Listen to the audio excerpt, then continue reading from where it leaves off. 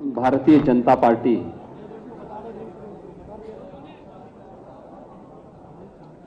और सहयोगी दल अपना दल एस तथा निषाद राज्य पार्टी के इस विधायक दल की आज की इस बैठक में केंद्रीय पर्यवेक्षक के रूप में यहां पर उपस्थित देश के यशस्वी गृह और सहकारिता मंत्री माननीय श्री अमित शाह जी,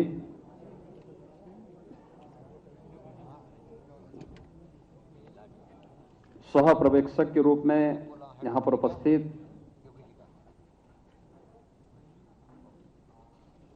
भारतीय जनता पार्टी के राष्ट्रीय उपाध्यक्ष सम्मान्य श्री रघुवर दास जी, उत्तर प्रदेश के चुनाव के प्रभारी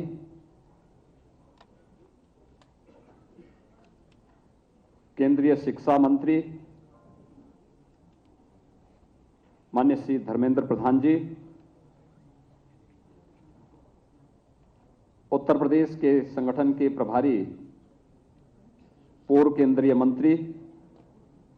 माननीय राधा मोहन सिंह जी, भारतीय जनता पार्टी के प्रदेश के अध्यक्ष माननीय श्री स्वतंत्र देव सिंह जी, अपना दल एस के राष्ट्रीय अध्यक्ष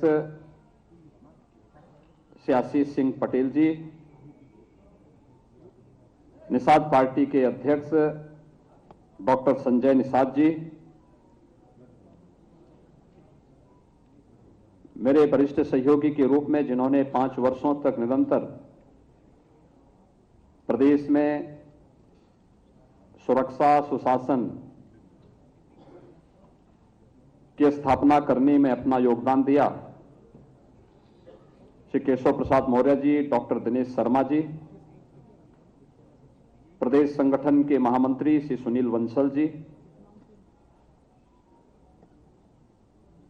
सभी सम्मानित नवनिर्वाचित विधायकगण, विधान परिषद के सभी माननीय सदस्यगण, भारतीय जनता पार्टी के अन्य सम्मानित पदाधिकारी और उपस्थित भाइयों बहनों, मैं सबसे पहले आदरणीय प्रधानमंत्री जी का, अपने केंद्रीय पर्यवेक्षक माननीय गृह मंत्री जी का, सह पर्यवेक्षक और पूरी पार्टी का हृदय से आभार व्यक्त करता हूं कि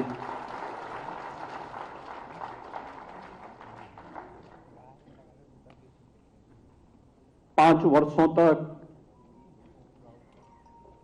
उत्तर प्रदेश जैसे राज्य में हम सबको सेवा का अवसर देने के बाद आदरणीय प्रधानमंत्री जी के नेतृत्व में प्रचंड बहुमत की इस सरकार की नई सरकार गठन के लिए मुझे विधायक दल के नेता के रूप में आज यहां पर चुना गया है। मैं आभारी हूं आप सबका।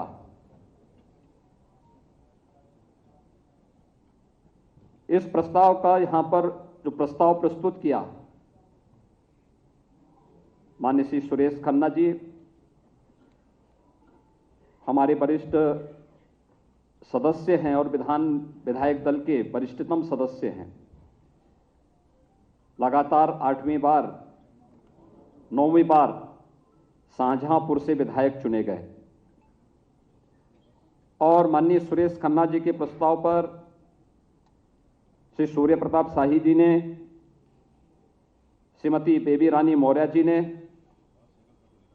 श्री राम नरेश अग्निहोत्री जी ने,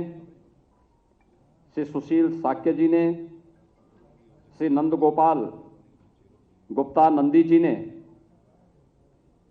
इस प्रस्ताव का अनुमोदन करने के साथ ही आप सब ने सर्वानुमति से इस प्रस्ताव को अपना समर्थन दिया है। मैं इसके लिए आप सबका हृदय से आभार व्यक्त करता हूं। भाइयों बहनों, उत्तर प्रदेश के इतिहास में यह पहली बार हुआ है कि कोई मुख्यमंत्री 5 वर्ष तक कार्य करे और फिर वह पार्टी द्वारा सत्ता में आ जाए। अगर आप लगातार पहले आम चुनाव से लेकर के अब तक देखेंगे कि पहली बार हुआ है और यह संभव हुआ है कि आदरणीय प्रधानमंत्री जी का मार्गदर्शन और उनका यशस्वी नेतृत्व, माननीय गृह मंत्री जी जब उत्तर प्रदेश के प्रभारी थे, उन्होंने उस समय संगठन की जो एक मजबूत नींव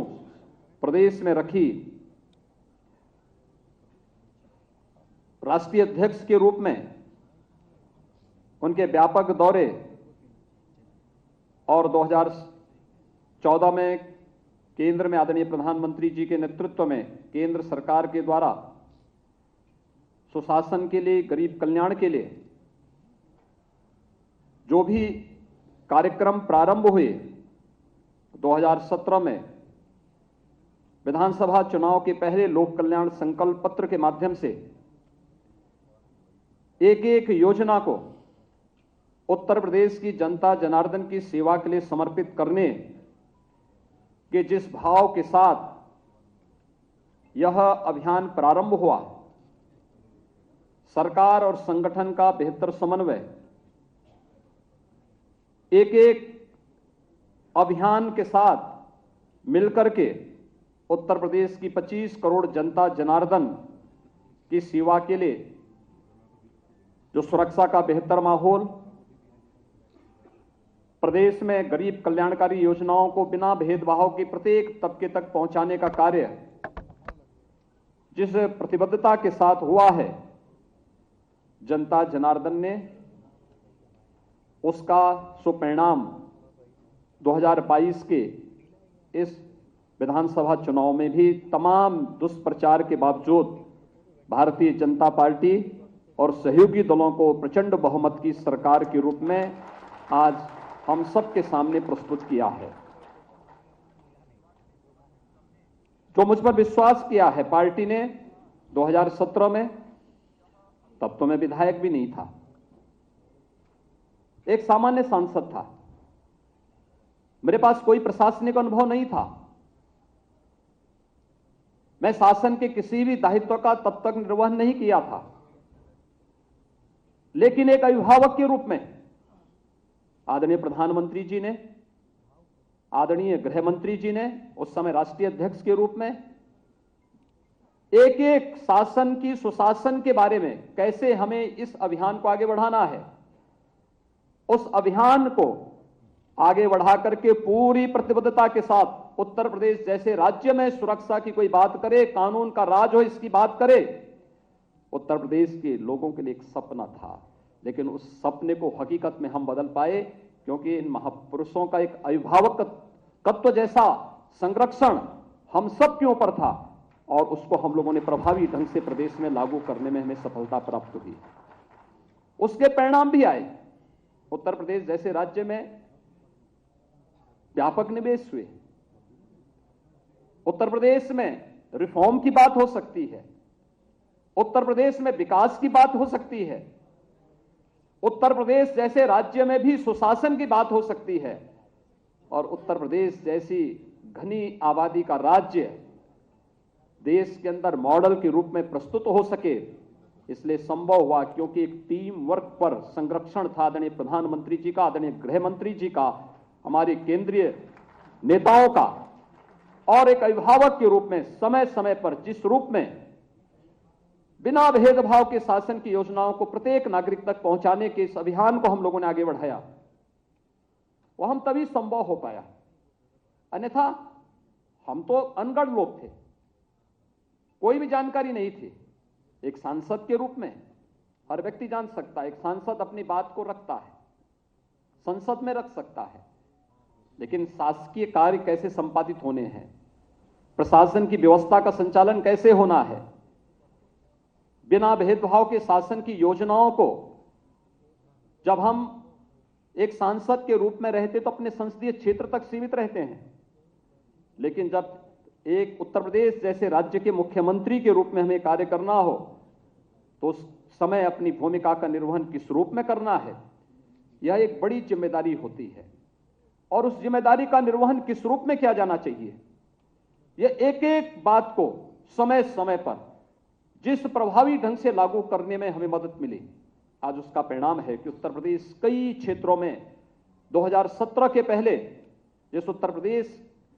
को केंद्रीय योजनाओं को लागू करने में या स्वयं की कोई योजना तो होती नहीं थी, लेकिन केंद्रीय योजनाओं को भी लागू करने में जिसकी भूमिका सबसे पीछे होती थी, जिसके कारण केंद्रीय योजनाएं देश के अंदर कहीं ना कहीं उनके मार्ग में उत्तर प्रदेश एक बैरियर दिखाई देता था, आज उत्तर प्रदेश अग्रणी राज्य के रूप में है उन योजनाओं को लागू करने में। और इसका परिणाम है कि पूरे देश के अंदर न केवल केंद्रीय योजनाएं सफलतापूर्वक आगे बढ़ रही हैं,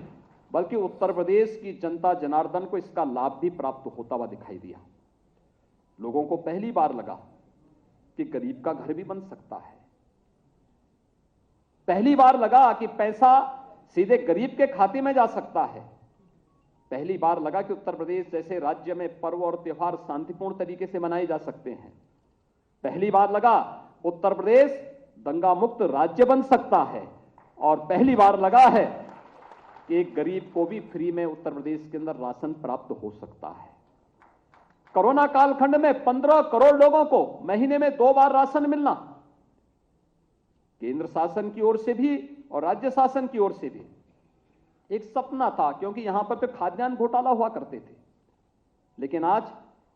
प्रत्येक नागरिक को तकनीक का उपयोग करके, जिस तकनीक के लिए प्रधानमंत्री जी का बार बार जोर रहता था, आज उस गरीब को इस योजना का लाभ प्राप्त हुआ है। और हमने देखा इस पूरे चुनाव में सचमुच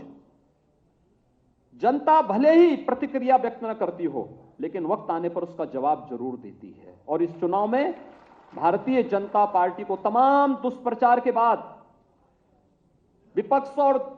जितने भी ऐसे लोग थे देश और दुनिया में जो भारत की सुरक्षा, भारत की संप्रभुता या फिर भारत के हित के संवर्धन में सदैव आड़े बनते हैं,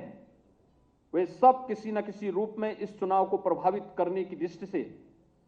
उत्तर प्रदेश में हस्तक्षेप करने की मुद्रा में थे। लेकिन आदरणीय प्रधानमंत्री जी के प्रति अटूट विश्वास, सबका साथ, सबका विकास, सबका विश्वास और सबका प्रयास का जो ये मूल मंत्र है, इस मूल मंत्र ने अपना असर दिखाया और जनता जनार्दन ने कहा कि नहीं, हम अब वंशवाद की राजनीति में नहीं, हम अब जातिवाद और उन संकीर्ण राजनीतिक दायरों से ऊपर उठ करके राष्ट्रवाद, विकास और सुशासन के लिए अपना समर्थन देंगे। और जनता जनार्दन ने आपने देखा होगा गांव गांव में गरीब की झोपड़ी से लेकर के एक सामान्य इंसान, माताएं बहनें हो, बेटियां हो या युवा या अन्नदाता किसान, सबने भारतीय जनता पार्टी को मुक्त कंठ से, खुले हृदय से समर्थन देकर के सारे के सारे उन दुष्प्रचारों को दरकिनार करते हुए केवल और केवल एक विश्वास के साथ कि मोदी है तो मुमकिन है, और इस भाव के साथ जनता जनार्दन ने अपना समर्थन भारतीय जनता पार्टी और सहयोगी दल को दिया। और जिसका परिणाम है कि 2/3 से अधिक समर्थन लेकर के भारतीय जनता पार्टी एक बार फिर से अपने सहयोगी दल के साथ आज फिर से सरकार बनाने की ओर अग्रसर है। भाइयों बहनों, यह एक बड़ी जिम्मेदारी भी है। सत्ता प्राप्त करना एक प्रतिष्ठा का विषय नहीं, हम सब की परीक्षा के दौर से आगे बढ़ने के लिए भी हमें सतर्क रहने के लिए प्रेरित करता है। यह परीक्षा हम जनता जनार्दन की अदालत में कितने अपने आप को खरा उतार सकते हैं। योजनाओं का लाभ बेहतर समन्वय के माध्यम से और डबल इंजन की सरकार का जो प्रधानमंत्री जी का मंत्र था, उसको जनता ने खुले हृदय से अपना समर्थन किया है, खुले हृदय से उसको अंगीकार किया है। हर व्यक्ति इस बात को जानता है कि उत्तर प्रदेश जैसे राज्य में उन योजनाओं को हर एक तक पहुंचाना, तकनीक उसमें बहुत बड़ी भूमिका का निर्वहन किया। 80,000 राशन कोटी की दुकान में ई-पॉस मशीन का लग जाना, उन गरीबों तक राशन की सुविधा का लाभ प्राप्त हो जाना, जनधन अकाउंट में करोड़ों बैंक के खाते खुल जाना, भर्ती की प्रक्रिया पारदर्शी तरीके से आगे बढ़ जाना, और इन सभी को जब हम आगे लेकर के चलते हैं तो स्वाभाविक रूप से हम सबके सामने प्रतिस्पर्धा पहले कुशासन से सुशासन के लिए था, अब सुशासन को और भी सुदृढ़ करने की दिशा में अगला हमारा कदम क्या होना चाहिए, स्वयं से हमारी प्रतिस्पर्धा प्रारंभ होगी और उसके लिए तैयार होना, उसके लिए तैयार होना। उस सुशासन की स्थापना उसको और मजबूती के साथ आगे बढ़ाने के लिए आदरणीय प्रधानमंत्री जी ने जो एक संकल्प दिया है देश के सामने, जिस प्रकार का शासन देकर के देश की और दुनिया के अंदर आज लोकप्रियता की एक नई ऊंचाइयों को आदरणीय प्रधानमंत्री जी छू रहे हैं, अपनी कार्यों के माध्यम से, अपनी कर्मठता के माध्यम से, अपने देश की सुरक्षा, गरीब कल्याणकारी योजनाओं के माध्यम से भारत को दुनिया के एक महाशक्ति के रूप में स्थापित करने को लेकर के, और यही संकल्प देश के सबसे बड़े राज्य उत्तर प्रदेश की भी होनी चाहिए। उत्तर प्रदेश अगर विकास की नई ऊंचाइयों को प्राप्त करता है, यह देश के विकास में सहायक बनता है। आखिर देश की छठी आबादी यानी 1/6 आबादी उत्तर प्रदेश के अंदर निवास करती है, और 1/6 की आबादी उत्तर प्रदेश के अंदर निवास करने के बाद इस 6 करोड़ जनता के लिए, हमें याद है जब पहला बजट हमें प्रस्तुत करना था, मैं आदरणीय गृह मंत्री जी का मार्गदर्शन लेने के लिए गया था। उन्होंने कहा योगी जी देखिए, यूपी जैसे राज्य का बजट 2 लाख करोड़ का हो, कैसे आप लोगों को सुविधाएं दे पाएंगे? लेकिन इसके लिए 2 कार्य करने पड़ेंगे, राज्य की आय को बढ़ाना पड़ेगा और खर्च के दायरे को भी बढ़ाना पड़ेगा, जिससे हर गरीब तक शासन की योजनाएं पहुंच सके। और हम लोगों ने 2 लाख करोड़ से बढ़ा करके 6 लाख करोड़ तक उत्तर प्रदेश के बजट को आगे बढ़ाने का काम किया। उत्तर प्रदेश की प्रति व्यक्ति आय को दोगुना करने का कार्य पहले 5 वर्ष के इस कालखंड में, जबकि कोरोना जैसी वैश्विक महामारी हमारे सामने चुनौती के रूप में थी,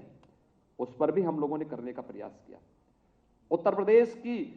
जीडीपी को बढ़ाया है, ये दुगने से ज्यादा हुई है, लेकिन साथ साथ बहुत सारी चीजें हैं जिसको आगे बढ़ाने की आवश्यकता है। उत्तर प्रदेश के अंदर सुशासन की पहले कालखंड के इस कार्यक्रम को और मजबूती के साथ आगे बढ़ाने के लिए क्या कुछ होना है, लोक कल्याण संकल्प पत्र पार्टी ने चुनाव के ठीक पहले जारी किया है। और यही नहीं, युवाओं के लिए, अपनी माताओं बहनों के लिए, अन्नदाता किसानों के लिए, समाज के प्रत्येक तबके के लिए और उत्तर प्रदेश की जो पहचान है उस आस्था का सम्मान करने के लिए बहुत कुछ अभी हासिल करना बाकी है, जिसको और मजबूती के साथ आगे बढ़ाने की आवश्यकता है। उन आप जो अपेक्षाएं उत्तर प्रदेश की जनता जनार्दन की हैं, उन अपेक्षाओं पर, उन आकांक्षाओं की पूर्ति करने के लिए हम सबको प्राणपण से जुट करके काम करना होगा,